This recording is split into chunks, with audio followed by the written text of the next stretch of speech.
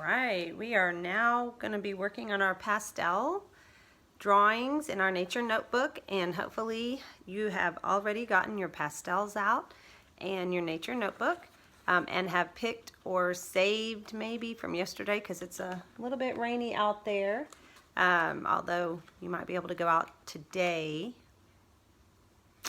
and find a flower. Hopefully it won't be raining like it is my today, which is Wednesday.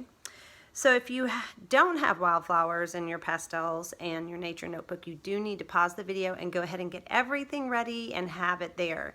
In the email, I sent 4 pictures, one of a group of wildflowers and 3 individual wildflowers that I picked yesterday and put in a vase. And then I told you the names of them in the email, but I'll go ahead and tell you them now. So when you look at the flowers, you can see, kind of choose which one you think it is. You may know some of these, which would be wonderful, and if you don't, then it'd be a good time to learn about a new wildflower. But I picked 3. We learned these a few years ago because they're in abundance everywhere, so we wanted to know what the names of them were. One of them is named a cancer weed, so which one is that? The next one is a buttercup, which I'm going to assume that most of you know. A buttercup, it's very, very common. And the last one that I picked was a faux potato, and there's a picture of all 3 individually and then as a group. So one, see if you can pick which one is which, and then pick your own wildflower. And if you have one of these and you haven't drawn one yet, then go pick one of those. That would be kind of neat to see. So have all of those ready. If you need to pause, and then come back and I will walk you through your art lesson. So hopefully you have all of your things prepared, and the first thing we're going to do, like we do all the time, okay, is we're going to observe. We're going to look. Because if we don't really look at it and see it, how can we draw it? It would just be something that we imagine, not what we see. And remember, the goal is not for it to be perfect, not for it to be like a picture, but to be what we see as we observe it. So go ahead and pick the wildflower that you chose and look at the outline of it. Hold on just a second. Hey, Rachel, would you go pick me the faux potato? Just pull one out for me. So Rachel, my daughter's going to get me my faux potato. That one's a little bit difficult, but I'm interested in trying a difficult one. And I'll walk you through it with my faux potatoes.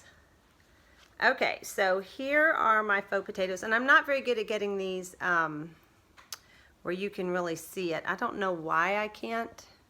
Maybe if I do that, pull it back a little bit. There we go. That might be a little bit better. Okay, so this is my faux potato. I've got 3 of them here, or 2 of them here, and then 2 that have died, and then 1 that's going to be opening up. So I want you to look at yours and look at the outline. So when I see the outline of mine, it's a circle, basically, with little jagged edges. So my basic outline is a circle.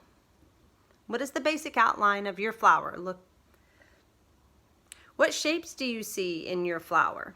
So as I'm looking at my flower, all of the petals are straight. They're just like lines, little bitty thin lines that have a little bit of a jagged edge. They have actually little cuts in the very edge. And my pistils are yellow lines, darker yellow lines that are right in the dead center of it. And they all go straight out like this from the middle of my flower. So look at your flower and see what shapes you see. And then are there outlines?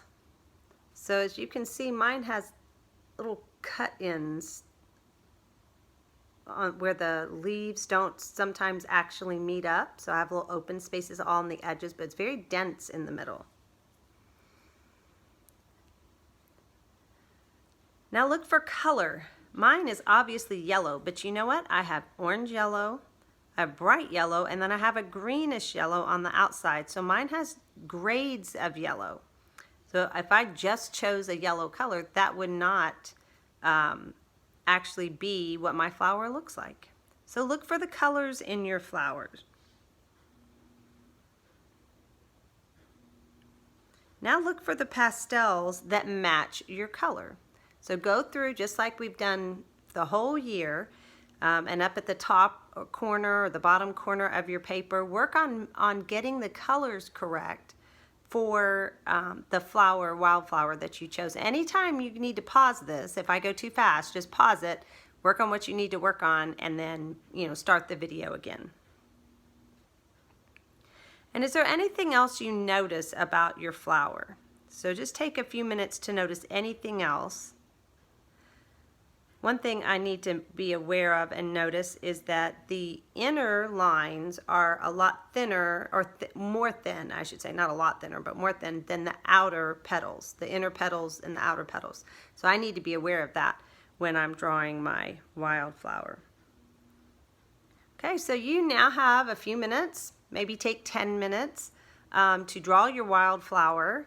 And if you do, if you're watching this video and you do it, please send me a picture of it. I've had a couple of people send me a picture, and I love seeing what you're doing, and you're so good. I cannot believe how much you have improved this year in your observation skills and your patience. Some of you had very little patience at the beginning, and you guys have really grown in that, in your mixing of colors, which I know has been helped a lot by Miss September's classes.